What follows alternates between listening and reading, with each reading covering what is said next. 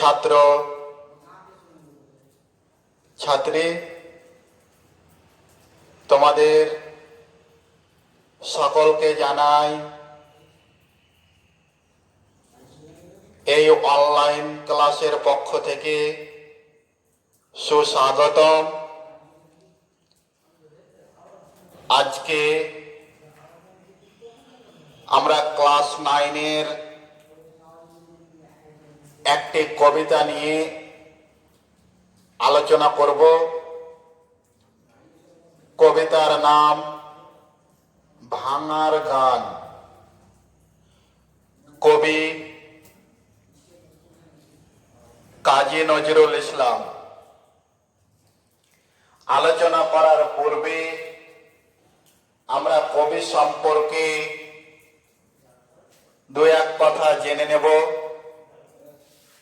আমাদের এই বিদ্রোহী কবি কাজী নজরুল ইসলামকে ছোট থেকেই হাতে খড়ি থেকেই জেনে আসছি এবং শুনে আসছি, তারপরেও জানার কোনো শেষ নাই। তাই আবারও আমরা কিছুটা জেনে নেওয়ার চেষ্টা করব।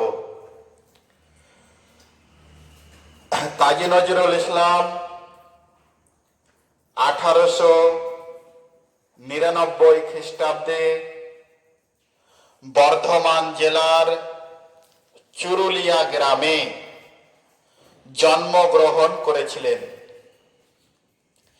বাবার নাম কাজী ফকির আহমেদ, মায়ের নাম জাহেদা খাতুন। কাজী নজরুল ইসলাম তার বাবা অর্থাৎ কাজী ফকির আহমেদের দুটো স্ত্রী ছিল। দুটো স্ত্রীর 2 নম্বর অর্থাৎ প্রথম স্ত্রীর নয়, দ্বিতীয় স্ত্রীর সন্তান ছিলেন আমাদের এই বিদ্রোহী কবি কাজী নজরুল ইসলাম। দুঃখের বিষয়, আমাদের এই বিদ্রোহী কবি অল্প বয়সেই অর্থাৎ প্রায় 7 থেকে 8 বছর বয়সে তিনি তার পিতাকে হারিয়েছিলেন। অর্থাৎ সংসার জীবন ত্যাগ করে, পৃথিবীর মায়া ছেড়ে, সন্তানকে ত্যাগ করে কাজী ফকির আহমেদ বিদায় নিয়েছিলেন। কিন্তু যে চলে যায় তার জন্যে এই পৃথিবীর কোনো জিনিস থেমে থামে না, অর্থাৎ চলতে থাকে। নদীর স্রোতের মতো জীবন অতিবাহিত হয়।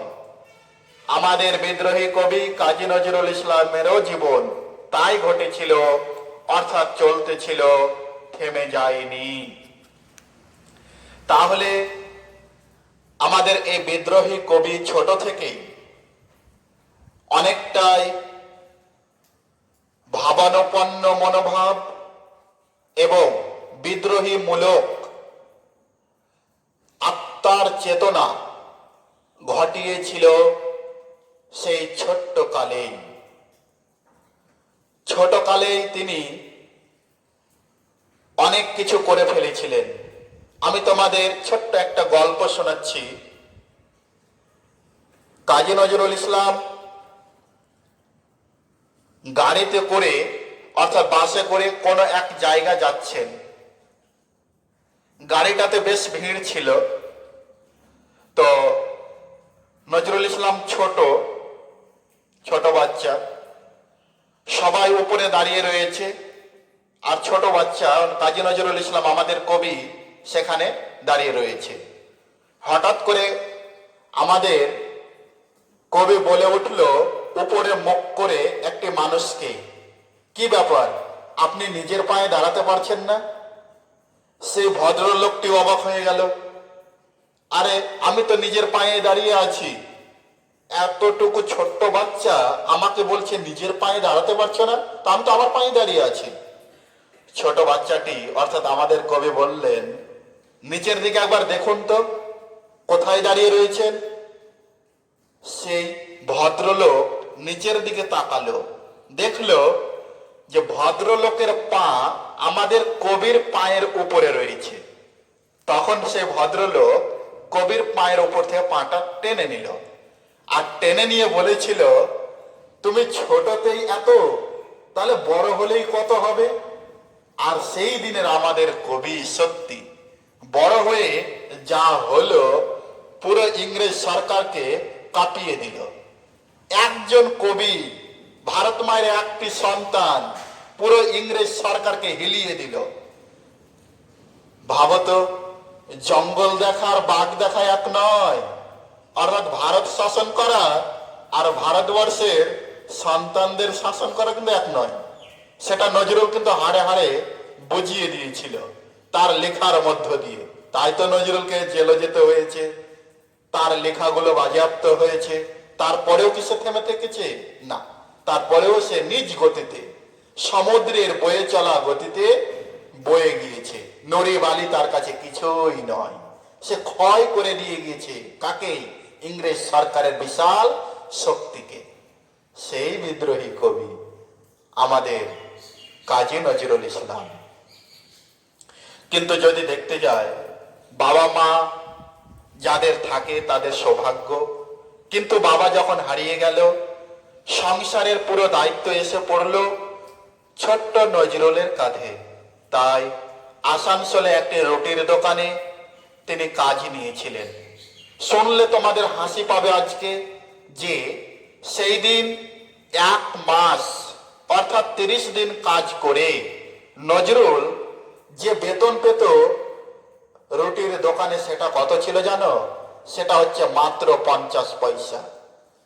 তাহলে আমাদের বিদ্রোহী কবি মাত্র 50 পয়সার বিনিময়ে আসানসোলের একটা রুটির দোকানে কাজ করত। ভাবতো কত কষ্টকর মুহূর্ত। তারপরেও তিনি জীবনের হাল ছেড়ে দেননি, পরাজিত হননি। তারপরে কি হলো? কোন রকম করে তিনি শিক্ষা জীবনের ক্ষেত্রে ক্লাস 10-এ উঠলেন। ক্লাস 10-এ ওঠার পর টেস্ট পরীক্ষা দিলেন। টেস্ট পরীক্ষাতে হজবরল করে কোন রকমে পাস করলেন। কিন্তু টেস্ট পরীক্ষাতে পাস করলেও ক্লাস 10-এর ফাইনাল পরীক্ষা তিনি দিতে পারেননি। দেশের জন্য, দেশকে স্বাধীন করার জন্য বিপ্লবী দলে অংশগ্রহণ করলেন, সেনাবাহিনীতে যোগ দিলেন। 49 নম্বর ব্যাটালিয়ান, 49 নম্বর ব্যাটালিয়ানে যোগ দিয়ে তিনি চলে গেলেন যুদ্ধের ময়দানে। অর্থাৎ তিনি সৈন্য দলে যোগ দিয়ে চলে গেলেন। শিক্ষা জীবন এখানে ইতি ঘটিয়ে দিলেন, বা ইতি ঘটল। কিন্তু এটুকু ভাবলে হবে না যে আমাদের বিদ্রোহী কবির শিক্ষাগত যোগ্যতা মাত্র তাহলে 9 পাস। কিন্তু না, 9 পাস হলেও এটা ডিগ্রি। কিন্তু আসলে কবির মেধা কতটুকু তার লেখা থেকেই আমরা বুঝতে পারি। তার লেখা আজকে ক্লাস 10-এ বলো, এইচএসে বলো, কলেজে বলো, বিশ্ববিদ্যালয়ে বলো, তার কবিতা আজকে প্রতিটি জায়গায়, প্রত্যেকটি মুহূর্তে পঠিত হচ্ছে, আলোচনা হচ্ছে, পাঠ করা হচ্ছে। তাহলে তার লেখার কি ধরন ছিল সেটা আমরা সকলে অনুভব করতে পারছি। এই বিদ্রোহী কবি অনেকগুলো তিনি কাব্য লিখে গিয়েছিলেন। তার বিখ্যাত বিখ্যাত কাব্যগুলি যেমন রয়েছে অগ্নিবীণা, বিষের বাঁশি, দোলন চাপা, সর্বহারা, ফণি মনসা, সঞ্চিতা, সন্ধ্যা, অর্থাৎ অনেকগুলো তিনি লিখে গেছেন। এমনকি ধূমকেতু পত্রিকার তিনি সম্পাদক ধূমকেতু পত্রিকাতে তিনি লেখালেখিও করেছিলেন। তাহলে নজরুল শুধু একটা জায়গাতে সীমাবদ্ধ থাকেননি, তার বিখ্যাত গান রয়েছে। এতগুলো গান রচনা করেছেন, তোমরা শুনলে অবাক হয়ে যাবে। তিনি গান রচনা করেছেন প্রায় 3249টি, অর্থাৎ 3249টি গান প্রায় রচনা করেছিলেন। তাহলে ভাবো তো, এত গান রচনা করেছিলেন। তারপরেও নজরুলের ব্যক্তি জীবন ছিল অত্যাধিক দুঃখময়। হিন্দুরা নজরুলকে ঘৃণা করত, মুসলমান নজরুলকে ঘৃণা করত, নারীরা নজরুলকে ঘৃণা করত, পুরুষরা নজরুলকে ঘৃণা করত, অর্থাৎ সবাই যেন নজরুলকে ঘৃণা করত। হিন্দুরা ঘৃণা করত কারণ নজরুল ছিল মুসলমান, তার লেখাতে সেই সময় আরবিক, ফার্সি, আরবি শব্দগুলো ব্যবহার হতো, যার কারণে হিন্দুরা ঘৃণা করছিল।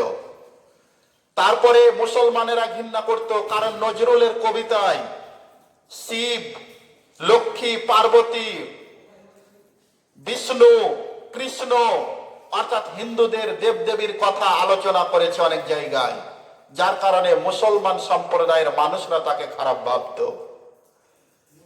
নারী সমাজ তাকে খারাপ ভাবত, কারণ তিনি নারীদেরকেও নিয়ে অনেক কবিতা লিখেছেন। পুরুষরা খারাপ ভাবত, কারণ পুরুষদেরকেও তিনি আঘাত করতে ছাড়েননি। ইংরেজ সরকার তো তাকে সব সময় নজরবন্দি করে রাখত। তাহলে এই লোকটি কি করবে? শেষ পর্যন্ত তিনি যাকে বিয়ে করেছিলেন তার নাম হচ্ছে প্রমীলা। এই প্রমীলাকেই তিনি বিয়ে করেছিলেন। প্রমীলা ছিল একটি হিন্দু মেয়ে, যার কারণে মুসলমান সম্প্রদায়ের মৌলবীরা খেপে গিয়ে গেল। সেই সময় হিন্দু মহিলাকে নজরুল বিয়ে করার জন্য মুসলমান সম্প্রদায়ের সেই মৌলবীরা ফতোয়া জারি করলো যে নজরুলকে আর মুসলিম সম্প্রদায়ের মধ্যে অর্থাৎ মুসলমান সম্প্রদায়ের মধ্যে রাখা যাবে না। হিন্দু সম্প্রদায় থেকে ফতোয়া জারি করা হলো, সে একটা মুসলিম হয়ে কি করে আমাদের জাতের মেয়েকে বিয়ে করলো? আমাদের জাত নিয়ে ছিনিমিনি খেলছে নজরুল, আমাদের জাত নিয়ে সে ছিনিমিনি খেলার কে তাকে অধিকার দিল? প্রত্যেকটি জায়গায় সে আঘাত পেতে লাগলো। তাই সর্বহারা কাব্যগ্রন্থের একটা কবিতার নাম হচ্ছে পথের দিশা। সেই কবিতায় নজরুল বলে উঠল, ধর্ম ধ্বজা টিকির গিটে দাড়ির ঝোপে। অর্থাৎ যখন বলল যে হিন্দু সম্প্রদায়ের মানুষের মধ্যে কিছু মানুষ রয়েছে যারা টিকি রাখে, এই টিকি রাখা মানুষগুলোই সমাজকে পরিচালনা করছে, আর মুসলমান সম্প্রদায়ের মধ্যে কিছু মানুষ রয়েছে যারা দাড়ি রাখে, এই দাড়িওয়ালা মানুষগুলোই মুসলমান সম্প্রদায়কে পরিচালনা করছে। আর এরাই দুই সম্প্রদায়ের শান্তি কামী মানুষদের দ্বন্দ্ব লাগাচ্ছে। আরো খেপে গেল দুই সম্প্রদায়ের মানুষ। নজরুল শান্তি পাচ্ছে না, বাড়িতে বসে থাকলেও জ্বালা, কারণ নজরুল জেল খেটে সবে মাত্র এসছে, বাড়িতে বসে রয়েছে। তার একটা বন্ধু বলে উঠল, তুই জেলে ছিলি, ভালো ছিলি, আবার যেন তুই যাস জেলে। নজরুল কি করবে?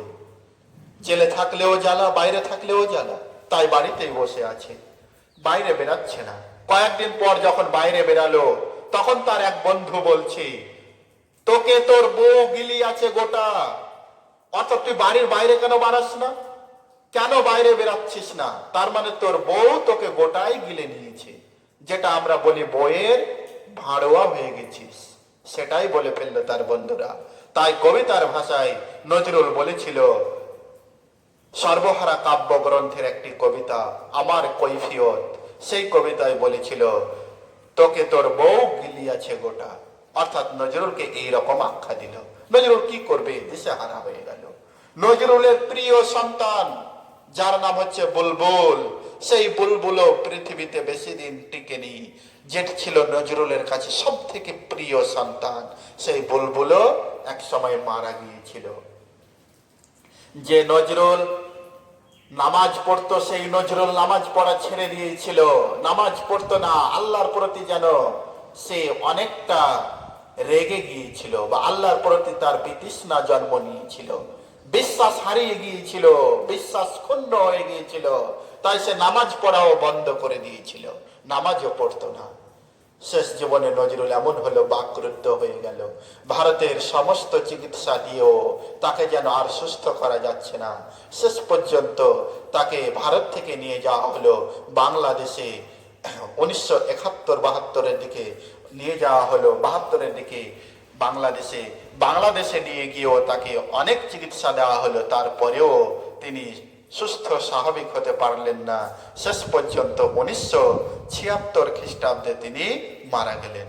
যখন মারা গেলেন তখনও এক সমস্যা, কোথায় তাকে কবর দেওয়া হবে এ নিয়ে সমালোচনা উঠে গেল যে এই কবিকে কোথায় কবর দেওয়া হবে। তখন তার ভক্তের মধ্যে কিছু ভক্ত বলে উঠল যে নজরুল অর্থাৎ বিদ্রোহী কবি কাজী নজরুল ইসলাম তার গানেই বলে গেছে তার কবরের কথা। কোন গানে? তখন বলে উঠল যে আমি যখন মরবো ভাই, আমাকে কবর দিও মসজিদের পার্শ্বে, যেন মসজিদ থেকে আমি মর্জেনের আজান শুনতে পাই। অর্থাৎ নজরুল ইচ্ছা প্রকাশ করে গেছে তাকে মসজিদের পার্শ্বে কবর দেওয়ার জন্য। তাই সেই সময় ঠিক করা হলো বাংলাদেশের ঢাকা শহরের সেই ঢাকা বিশ্ববিদ্যালয় কলেজ প্রাঙ্গণে মসজিদের পার্শ্বে তাকে কবর দেওয়া হলো। আজও সেইখানে নজরুল শুয়ে রয়েছে। এই হচ্ছে নজরুলের ছোট্ট জীবন কাহিনী তোমাদের সামনে তুলে ধরলাম। এবার হচ্ছে এই কবিতা ভাঙার গান। এই কবিতাটি নেওয়া হয়েছে নজরুলের একটি বিখ্যাত কাব্যগ্রন্থ। সেই কাব্যগ্রন্থটির নাম হচ্ছে ভাঙার গান। অর্থাৎ কবিতার নাম আর কাব্যের নাম একই, তাই না? তাহলে এই কবিতা কাব্যটি প্রকাশিত হয়েছিল 1924 খ্রিস্টাব্দে। ওটা আমি লিখে দিয়েছি, 1924 খ্রিস্টাব্দে কাব্যটি প্রকাশিত হয়েছিল। এবার আমরা চলে আসব কবিতার আলোচনায়, যে কবিতায় কি রয়েছে। তাহলে তোমরা প্রত্যেকেই তোমাদের সামনে তোমাদের সেই পাঠ্য বইটির 53 নম্বর পেজটি খোলো, আর সেখানে দেখো কি বলা হয়েছে কবিতায়। প্রথমেই কবি বলছে কারার ওই লৌহ কপাট। কারার শব্দের অর্থ কি? কারার শব্দের অর্থ হচ্ছে কারাগার, মানে জেলখানা, যেখানে কয়েদিদের বন্দি করে রাখা হয়। কিসের জন্য? শাস্তি দেওয়ার জন্য। সে যে অপরাধে অপরাধী, সেই অপরাধের প্রায়শ্চিত্ত করার জন্যই জেলখানায় রাখা হয়। কয়েদি হিসাবে তাদেরকে সেখানে জীবনযাপন করতে হয়। তাহলে বলল যে কারার অর্থাৎ কারাগার, জেলখানা, ওই লৌহ কপাট। কপাট শব্দের অর্থ কি? কপাট শব্দের অর্থ হচ্ছে দরজা। অর্থাৎ তাহলে লৌহ, কিসের দরজা? লোহার দরজা। লোহার দরজা অর্থাৎ জেলখানার গেটে যে লোহার দরজা রয়েছে, সেই লোহার দরজার কথা বলা হলো যে ওটা একটা লোহার দরজা। ইংরেজ সরকার যখন আমাদের এই ভারতবর্ষকে শাসন করছিল, পুরো ভারতবর্ষকে একটা জেলখানায় পরিণত করে দিয়েছিল। পুরো ভারতবর্ষটাই একটা জেলখানা ছিল। কেন? তার কারণ হচ্ছে ভারতবর্ষের মানুষ কোনো জায়গাতেই সেই সময় শান্তিতে ছিল না। যেমন জেলের কোনো কয়েদি কোনো জায়গাতেই শান্তিতে থাকে না, সেই রকমই ভারতবর্ষের মানুষ সেই সময় কোনো স্থানেই সুখে স্বাচ্ছন্দ্যে জীবনযাপন করছিল না। ভারতের প্রতিটি জায়গায় ছিল তাদের অত্যাচার, প্রতিটি জায়গা ছিল তাদের নখদর্পণে, এবং ভারতীয়দের কাছে ছিল কষ্টদায়ক। তাই এই পুরো ভারতবর্ষটাকে একটা জেলখানা বলেছে আমাদের প্রিয় কবি, বিদ্রোহী কবি কাজী নজরুল ইসলাম। ভেঙে ফেলো অর্থাৎ ভেঙে ফেল। কি ভেঙে ফেল? এই যে জেলখানার যে কপাট অর্থাৎ দরজা, লোহার কপাট, জেলখানার সেই লোহার কপাটকে কি করো? ভেঙে ফেলে দাও। কারণ যে ওই লোহার কপাট যদি আমরা ভেঙে ফেলে দিই, তাহলে কি বিন্দাস অর্থাৎ বিনা বাধাতে আমরা বাইরে ঘুরতে পারবো, আমরা স্বাধীন হয়ে যাব, পরাধীন থাকতে পারবো না। অর্থাৎ আমরা পরাধীন কেউই থাকবো না, সবাই স্বাধীন হয়ে যাব। তাই বলল যে জেলখানার সেই লোহার দরজা ভেঙে ফেলো বা ভেঙে ফেল। করে লোপাট, লোপাট শব্দের অর্থ সমূলে বিনষ্ট, সমূলে বিনষ্ট, অর্থাৎ সমূলে বলতে সম্পূর্ণ, বিনষ্ট মানে নষ্ট করে দেওয়া, ধ্বংস করে দেওয়া, অর্থাৎ কপাটটাকে ভেঙে টুকরো টুকরো করে সম্পূর্ণ নষ্ট করে দাও, অর্থাৎ দরজার কোনো কিছুই যেন না থাকে, সম্পূর্ণ একদম অকেজ করে দাও, নষ্ট করে দাও, ধ্বংস করে দাও। রক্ত জমাট, রক্ত জমাট শব্দের অর্থ হচ্ছে ঘনীভূত রক্ত, অর্থাৎ আমরা যদি একই সঙ্গে সংঘবদ্ধ ভাবে বা দলবদ্ধ ভাবে আসি তাহলে লোহার কপাট আমাদের কখনোই কি করতে পারে না, পরাজিত করতে পারে না। আমরা লোহার কপাটটাকে ভেঙে নষ্ট করে দিতে পারি অতি সহজেই। শিকল, শিকল শব্দের অর্থ হচ্ছে জিঞ্জির, অর্থাৎ ওই যে গেটগুলো, দরজাগুলো, কপাটগুলো জিঞ্জির দিয়ে কি করা থাকতো, আটকানো থাকতো, তারপরে জিঞ্জির দিয়ে কয়েদি যারা তাদেরকে বেঁধে রাখা হতো। এখানে জিঞ্জিরটা কি, এখানে জিঞ্জিরটা হচ্ছে পরাধীনতার জিঞ্জির, পরাধীনতার শিকল। আমাদের হাতে পায়ে পরাধীনতার শিকল পরিয়ে দিয়েছিল কে, ইংরেজ সরকার। তাহলে এই জিঞ্জিরটা আমাদের কি করতে হবে, ছিঁড়তে হবে, এই জিঞ্জিরটাকে নষ্ট করতে হবে, ভেঙে দিতে হবে, টুকরো টুকরো করে দিতে হবে। যদি আমাদের হাতে পায়ে পরানো জিঞ্জির ভেঙে নষ্ট করে দিই তাহলে আমরা কি হয়ে যাব, স্বাধীন হয়ে যাব, আমরা কেউ আর পরাধীন থাকবো না। আবারও বলছি আমি, এই জিঞ্জির বলতে পরাধীনতাকে বুঝিয়েছে, পরাধীনতাই হচ্ছে জিঞ্জির, অর্থাৎ আমাদেরকে যে পরাধীনতায় রেখেছে সেটাই একটা জিঞ্জির। শিকল পুজোর পাষাণ বেদী, অর্থাৎ পুজোর বলতে আরাধনার, আরাধনার। তারপরে বলছে পাষাণ, পাষাণ মানে হচ্ছে পাথর, পাষাণ মানে হচ্ছে পাথর। এখানে দেখো পাষাণ বেদী, বেদী মানে হচ্ছে উঁচু জায়গায় স্থান বা উঁচু স্থান। তাহলে পাথর দ্বারা, পুরো শব্দটা যদি এরকম নিয়ে আসি যে পাষাণ বেদী, তাহলে এরকম দাঁড়াবে পাথর দ্বারা নির্মিত উঁচু স্থান, পাথর দ্বারা নির্মিত উঁচু স্থান, এটাকে বলা হচ্ছে পাষাণ বেদী। অর্থাৎ এখানে সাধারণত কি থাকে, দেব দেবীদের স্থান থাকে, যেখানে দেব দেবীদের পূজা করা হয়, দেবদেবীদের মূর্তি রাখা হয়, সেই জায়গাটাকে পাথর দিয়ে উঁচু করে রাখা হয়, আর তার পায়ের কাছে গিয়ে ভক্তগণ পুজো করে থাকে। তারপরে বলছে ওরে ও তরুণ ঈশান, তরুণ মানে কি, তরুণ মানে হচ্ছে যুবক। তারপরে শব্দে বলছে ঈশান, ঈশান শব্দের অর্থ হচ্ছে শিব, কিন্তু এখানে ভারতবর্ষের যুবক সম্প্রদায়কে নজরুল ইঙ্গিত করলো ঈশান বলে, কারণ আমি বলে দিচ্ছি শিব হচ্ছে ধ্বংসের দেবতা। শিব কি করে, ধ্বংস করে।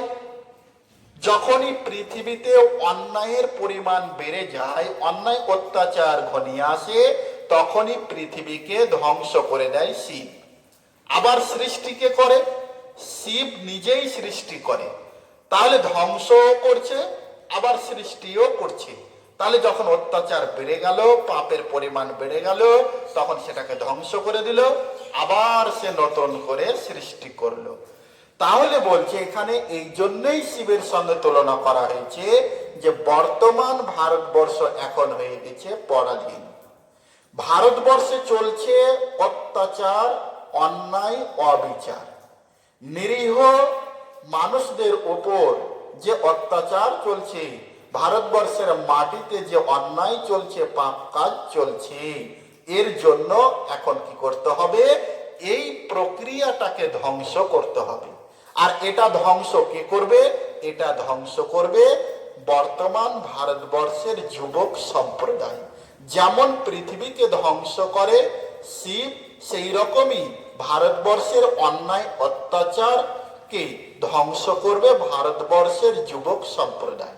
ওই জন্য শিবের সঙ্গে ভারতবর্ষের সেই যুবক সম্প্রদায়কে তুলনা করলো, যে তোমরা কি করো, শিবের মতো, শিবের ন্যায় তোমরা ভারতবর্ষ থেকে সমস্ত রকমের পাপ কাজ, অন্যায়, অবিচার লুপ্ত করে দাও, শেষ করে দাও। শেষ করে দিয়ে সুষ্ঠু, স্বাভাবিক, সুন্দর জীবনযাপন করার ব্যবস্থা করে দাও।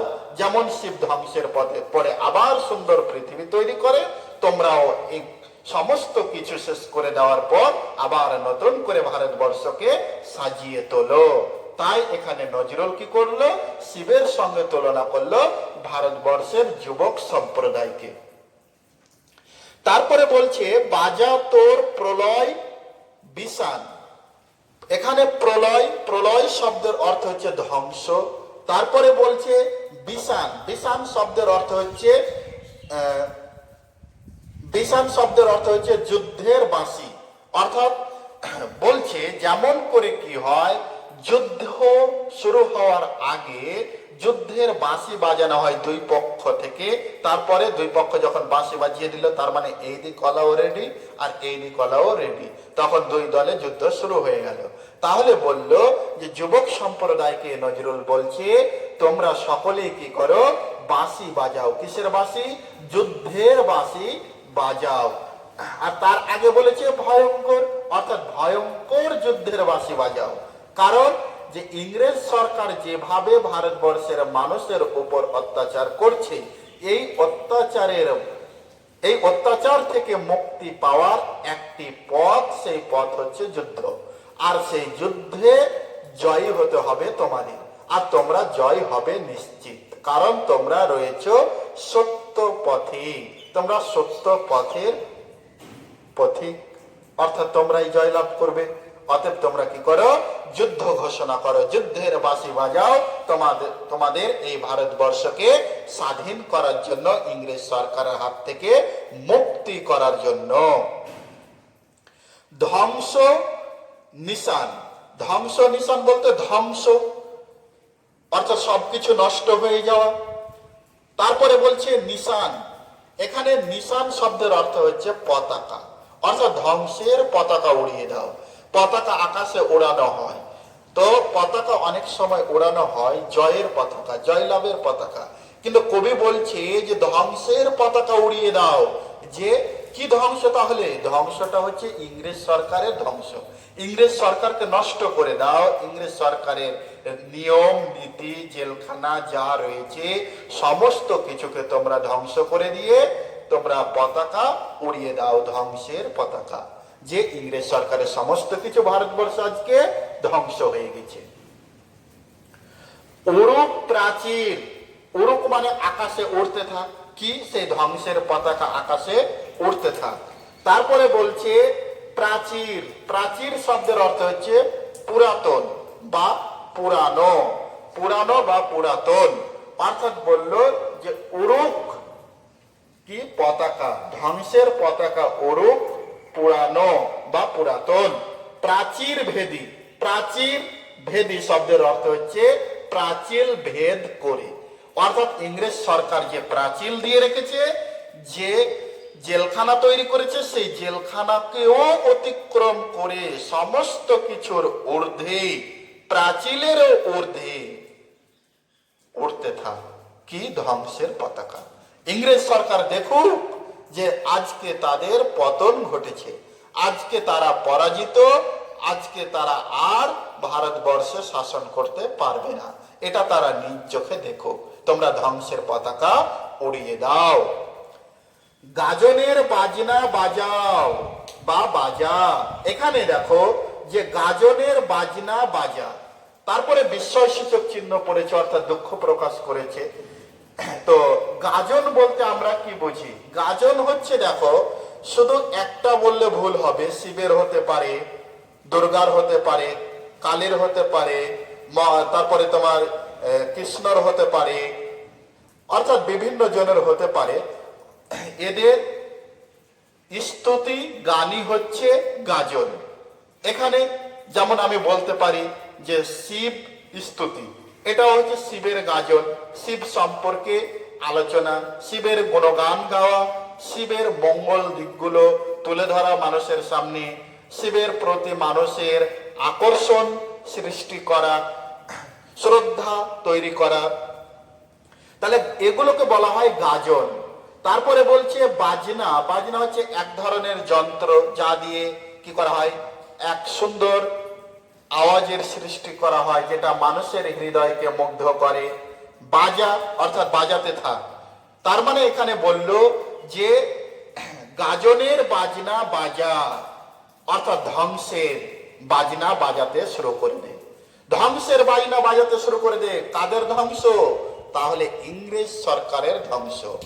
ইংরেজ সরকারের যে ধ্বংস, সেই ধ্বংসের বাজনা এবার বাজাতে শুরু করে দে।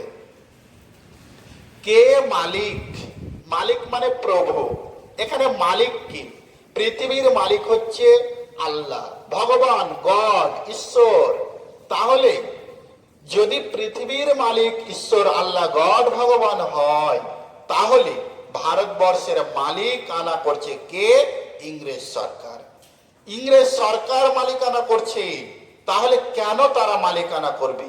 যদি প্রকৃত পক্ষে দেখতে যায়, ভারতবর্ষের মালিক ভারতবর্ষের মানুষ, ভারতবর্ষের প্রভু ভারতবর্ষের মানুষ। তাহলে কেন তারা আজকে ভারতবর্ষকে এই রকম শোষণ শাসন করছে? তাদেরকে আজকে ধ্বংস করে দাও, ধ্বংসের পতাকা উড়িয়ে দাও। তারপরে বলছে কেসে রাজা। রাজা মানে রাজ্যের অধিপতি, অর্থাৎ রাজ্যের যে প্রধান কর্তা, কেসে। তারপরে বলছে কেদেই সাজা। সাজা মানে শাস্তি, অর্থাৎ ভারতবর্ষের রাজাকে আর শাস্তি দিচ্ছে কে? ভারতবর্ষের রাজা ভারতবর্ষের মানুষ হবে, ভারতবর্ষের রাজা ভারতবর্ষের মানুষ হবে। কিন্তু এখানে আমরা দেখেছি যে আমাদের ভারতবর্ষের মানুষকে যে শাস্তি দেওয়া হতো, সেই শাস্তি নির্ধারণ করত কে? ইংরেজ সরকার। ইংরেজ সরকারই নির্ধারণ করত কোন ভারতবর্ষের মানুষ, কোন মানুষকে কি শাস্তি দেওয়া হবে, এটা নির্ধারণ করত ইংরেজ সরকার, কোনো ভারতীয় মানুষ নয়। এটা পুরোপুরি ইংরেজ সরকারের হাতে ছিল এই ক্ষমতা। তারাই ঠিক করত যে কাকে কি শাস্তি দেওয়া হবে।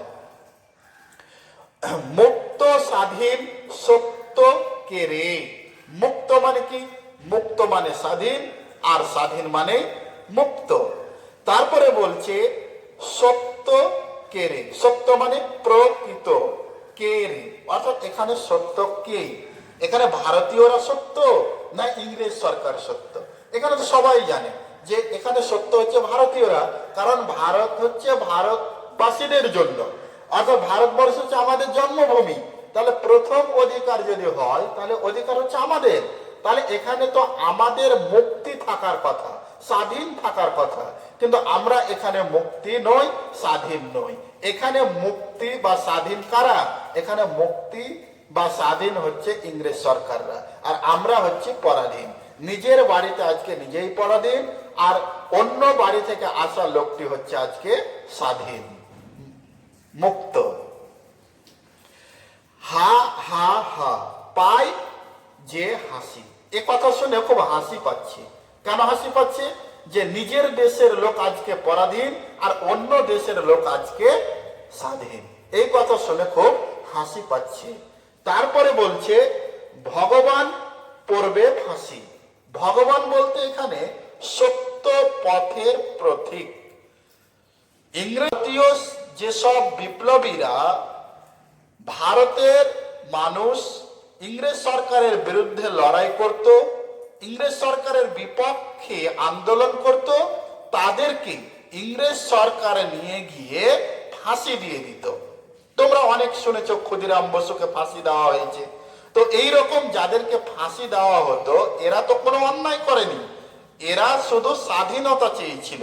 এটা তো তাদের অধিকার যে নিজ জন্মভূমিকে স্বাধীন করা। এটা প্রত্যেকটা জন্মভূমির প্রত্যেকটা সন্তানের জন্মগত অধিকার।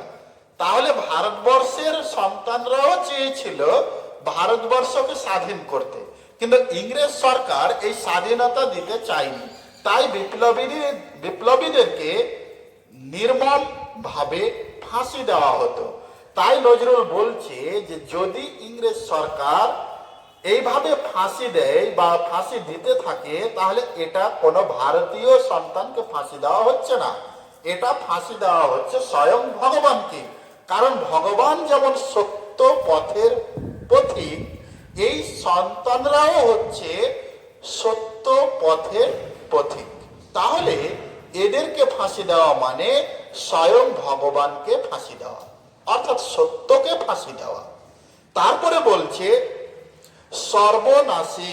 সর্বনাশী বলতে সব কিছু ধ্বংস করে যে, অর্থাৎ ইংরেজ সরকার কি করছে, সব কিছু ধ্বংস করে দিল।